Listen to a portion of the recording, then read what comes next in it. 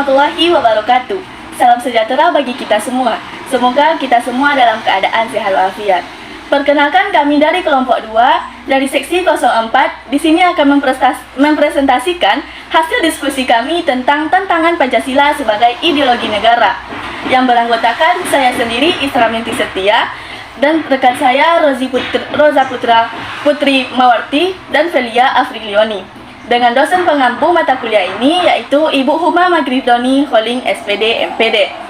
Nah, di sini kami akan membahas 3 materi. Yang pertama yaitu tantangan Pancasila sebagai ideologi negara. Yang kedua yaitu contoh-contoh tantangan Pancasila sebagai ideologi negara. Dan yang ketiga yaitu upaya yang dapat kita lakukan agar Pancasila sebagai ideologi negara itu dapat dipertahankan. Baiklah, langsung saja kita masuk pada materi pertama yang akan saya sampaikan sendiri, yaitu materinya tentang Pancasila, tantangan Pancasila sebagai ideologi negara. Pancasila sebagai ideologi negara dalam masa pemerintahan Presiden Soekarno, ideologi Pancasila ini mengalami pasang surut antara bercampurnya dengan ideologi komunisme dalam konsep Nasakom. Pancasila sebagai ideologi pada masa pemerintahan Presiden Soeharto, ideologi Pancasila ini menjadi azas tunggal bagi semua organisasi politik, disingkat dengan Orpol, dan organisasi masyarakat disingkat dengan Ormas. Nah, pada masa reformasi, Pancasila ini sebagai negara ideologi mengalami pasang surut dengan ditandai beberapa hal, seperti enggannya para penyelenggara negara mewawancarai tentang nasional Pancasila. Meskipun pada akhirnya timbul kesadaran penyelenggaraan negara tentang lemahnya pendidikan Pancasila di perguruan tinggi.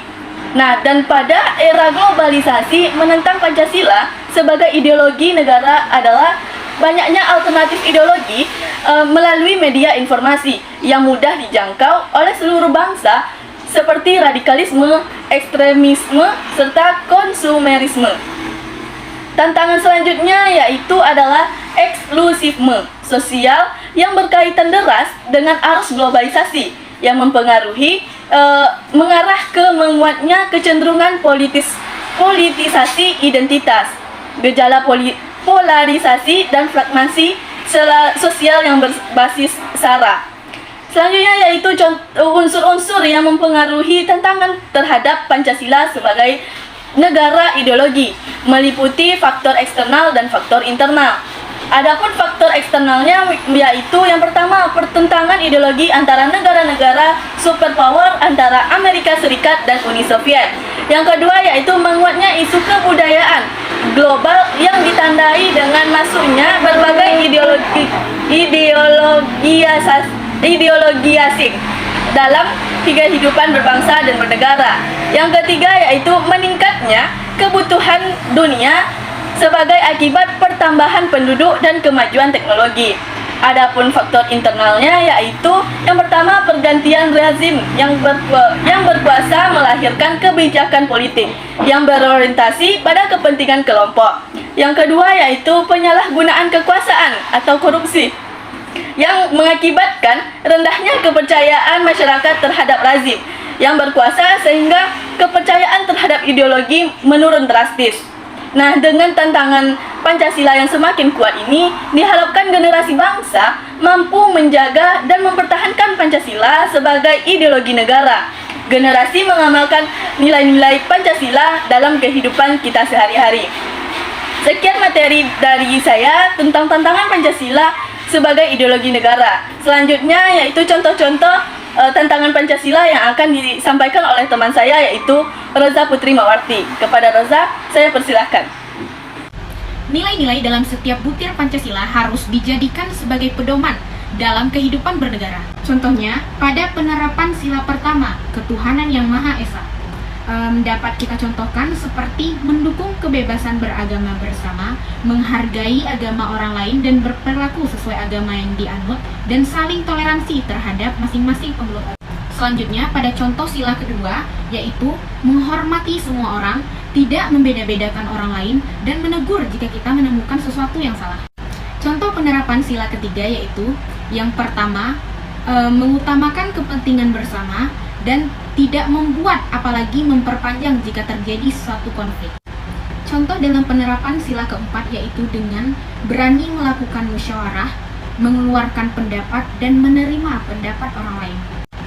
Contoh terakhir pada penerapan sila kelima keadilan sosial bagi seluruh rakyat Indonesia adalah dengan yang pertama, berani menegakkan keadilan, yang kedua, selalu berlaku adil dan menghargai karya orang lain. Baiklah, saya Fili Afriani dengan NIM 220231101 akan melanjutkan materi selanjutnya, yaitu memberikan upaya agar ideologi negara yaitu Pancasila tetap pada marwahnya. Salah satu upaya yang dapat dilakukan yaitu dengan mempelajari dan juga menyadari bahwa Pancasila merupakan suatu hal yang relevan untuk dimengerti, yaitu menyadari bahwa pengaruh Pancasila ini terhadap diri kita sendiri dan juga besarnya peran serta pengaruhnya pada diri sendiri. Dengan menyadari ini, seseorang individu akan lebih terdorong untuk mempelajari dan juga melestarikan Pancasila karena ia mengetahui akan dampak dan juga fungsi Pancasila itu yang dapat mempengaruhi dirinya sendiri. Karena Pancasila merupakan aspek yang sangat penting dari kehidupan berbangsa, yaitu sebagai identitas penyatu bangsa, dan sangat penting juga untuk diperhatikan dan juga dilestarikan agar tetap pada marwahnya. Baiklah, sekian materi dari kelompok kami. Semoga apa yang telah kami sampaikan dan kami paparkan bermanfaat bagi kita semua. Saya sebagai moderator mengucapkan wassalamualaikum warahmatullahi wabarakatuh. Audio Jungle.